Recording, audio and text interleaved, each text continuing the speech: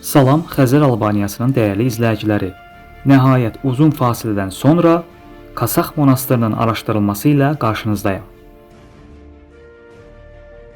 Kasax monastırı Qərbi Azərbaycanın Abaran mahalı ərazisində, eyni adlı rayonun mərkəzi olan Baş Abaran, qədim adı ilə Kasax şəhərində İrəvan-Gümrü şose yolunun üstündə yerləşir. Kasax monastırı bizə Qıpçaq soylu ermənilərin yadigarıdır. Bu qədim türk tapınağı Alagöz dağının ətəklərində, Kasax çayının yanında Baş Abaran şəhərinin düz mərkəzində tikilmişdir. Tarixi, arxeoloji və memarlıq əlamətlərinə görə Qərbi Azərbaycanın ən qədim məbədlərindən olan Kasax bazilikasının tikilmə tarixi 4-cü, 5-ci əsrlərə aid edilsə də, bir çox mütəxəssislər tərəfindən bütpərəstlik dövrünün yadigarı hesab edilir. Bu onu göstərir ki, Kasax Vəngidə digər türk Qıpçaq tapınaqları olan Kiş, Tatev, Qanlıca, Küngüd və Abey məbədləri kimi tarixləri eradan əvvələ gedən türk tanrıçı tapınaqları olmuşdur. Abidənin əsas konstruksiyası xristianlıqdan öncə mövcud olmuş Sak-İskit dövrü kult məkanları ilə memarlıq oxşarlığı göstərir. Bu isə məbədin ilkin mərhələdə günəş, göy tanrı inancları ilə bağlı ibadət məkanları ola biləcəyini istisna etmir. Vəngin xristianlaşdırılması 4-cü, 5-ci əsrlər kontekstində, yəni Türk Erməniyəsində xristianlığın rəsmi din kimi qəbulundan sonra baş vermişdir. Bu mərhələdə tapınaq xristian bazilikası funksiyası qazanmışdır. Kasax Vəngi 3 nefli bazilika tipinə aiddir. Abidə yerli vulkanik bazalt və əhəng daşından inşa edilmişdir. Vəngin şərq tərəfə yönəlmiş apsidası günəş koltuğunun izlərini xatırladan plan quruluşuna malikdir. Sütunlar, tağlar və divar nisbətləri digər memarlıq quruluşlarından fərqlənir. Daha çox ermənilərə qohum olan Xəzər Albaniyası abidələrinə xas sadə, monumental üslubu əks etdirir. Bu memarlıq forması ani və üç mərsin vənglərindən daha çox Alban, Kiş, Ləkid, Həmşimək, Amaras və Xudaməh kimi tapınaqları ilə paralellik təşkil edir. Kasax vəngi uzaqdan baxdıqda Amaras vənginə də az bənzəmir. Tapınağın müqəddəs xaç adlandırılan hissəsi kompleksin mərkəzi quruluşu sayılır və bu hissədə 5-ci əsrə aid kilsənin təməl divarları və iki kilsə arasında yerləşən zal qorunub saxlanılmışdır. Vəngin bu zal forması böyük ehtimalla ilahiyyatın gənclərə tədrisinin keçirilməsi üçün yaradılmışdır. Bəzi tədqiqatçıların fikrincə, Sənayin vənginin məşhur magistr zalının tikilməsində Kasax vənginin bu gözəl memarlığı Sənayinin memarları üçün gözəl ilham mənbəyi olmuşdur. Qazıntılar zamanı vəngin həyətində tapılmış fraqmentlər kompleksdə başqa tikililərin də mövcud olduğunu sübut edir. Lakin onlardan elə də böyük bir iz qalmamışdır. Kompleksin ərazisində erkən xristianlıq dövrünə aid 4 bucaqlı sütunların qalıqları torpağın altında hələ də qalmaqdadır. Kasax bazilikası dediyimiz kimi 3 neflidir. Lakin əvvəlki oxşar tikililərdən ciddi şəkildə fərqlənir. Tapınaq çöldən çox möhkəm və sadə quruluşa malikdir. Burada divarların və düzbucaqlı pəncərələrin quruluşu vəngə çox gözəl görünüş ahəngdarlığı verir. Təbii ki, bu tanrı evini yaradarkən memar hər nə olur olsun tanrıya xoş olsun devizi altında həvəslə vəngi yaratmışdır. Vəng yenidən 5-ci əsrə aid nümunələrə uyğun kərpic örtüklə örtülmüşdür. Bu baxımdan Kasax məbədinin əsas binası erkən xristianlıq dövrünün yalnız ilk nümunəsi deyil, həm də sevginin və ulu türk mədəniyyətinin daşlaşmış ifadəsidir. Baş Abaran şəhərinin mərkəzində yerləşən bu qədim vəng təkcə türk xristianlığının deyil, eyni zamanda da dünya mədəni irsinin ən mühüm və təkrarsız memarlıq incilərindən biridir. Dırnaqarası erməni hay tarixşünaslığında Kasax vəngi hay monastır olaraq təqdim edilir və bununla da dünyada özlərinin qədim hay tarixi imajını yaratmağa çalışırlar. Lakin bunlara baxmayaraq heç bir tarixi dəlil gətirə bilmirlər. Ümumiyyətlə Kasax tapınağının memarlıq quruluşuna biz diqqətlə baxsaq, görərik ki, vəng Alban və Ərmən memarlığına xas olan cəhətlərə malikdir. Yəni Alban və Ərmən vənglərində olduğu kimi Kasax məbədində də tapınağın girişi qərbə, mehrabı isə şərqə doğru baxır.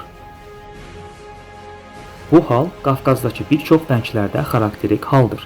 Demək olar ki, bizim Şəkidəki bütün Alban məbədlərində abidələrin giriş hissəsi qərbə, mihrabı isə şərqə tərəfdir. Maraqlıdır ki, dünyaya özlərini qədim Hay xalqı kimi göstərən Hayların özlərinə məxsus bir dənə də olsun abidəsi yoxdur. Elə ancaq yalnız tarixi Alban və Ərmən türklərinin mirasını ələ keçirməyə çalışırlar. Haylar Kasaq vənginin bir çox yerlərinə vəngə məxsus olmayan qondarma xaç daşları qoymuşlar və tapınağın divarlarının bir çox yerlərinə isə tarixdə heç vaxt olmayan Hay dilində yazılar əlavə etmişlər. Təbii ki, bu proseslər Hayların çoxdankı xasiyyətlərindəndir. Kasaq monastırının tarixi ilə bağlı Ermənistanın tez-tez səsləndirdiyi Cuntuni knyazlarının kilsəsi iddiası isə vəngin tarixinə qarşı növbəti Hay təxribatından başqa bir şey deyil. Çünki heç bir tarixi qaynaq və sənədlərdə Cuntuni knyazlığı ifadəsinə rast gəlinmir. Görəsən Haylar bunu hansı yuxularında görüblər? Məncə Haylarda olan bu fantastik yaradıcılıq qabiliyyəti hələ heç bir xalqda görsənməyib. 19-cu əsrdə, daha dəqiq desək, 1836-cı ildə bildiyimiz kimi Xəzər Albaniyasının özgür Alban katolikosluğuna Rus imperiyası tərəfindən son qoyulur və bir çox Alban vəngləri kimi Ərmən Kasaq vənginin də dini kimliyi əlindən alınaraq yenicə yaradılan qondarma erməni Hay kilsəsinə verilir.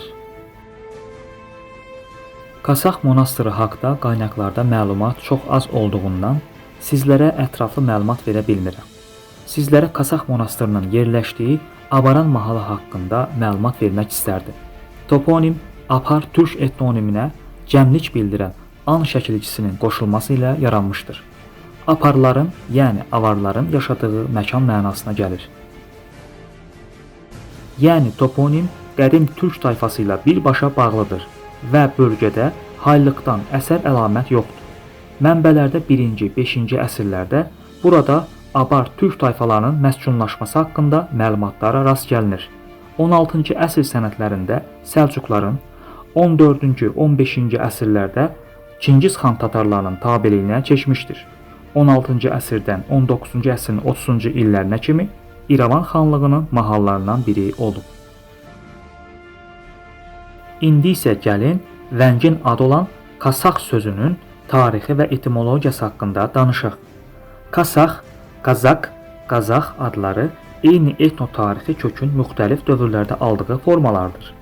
Bu adlar eyni adlı bir Qıpçaq tayfasının qədim ad formalarıdır.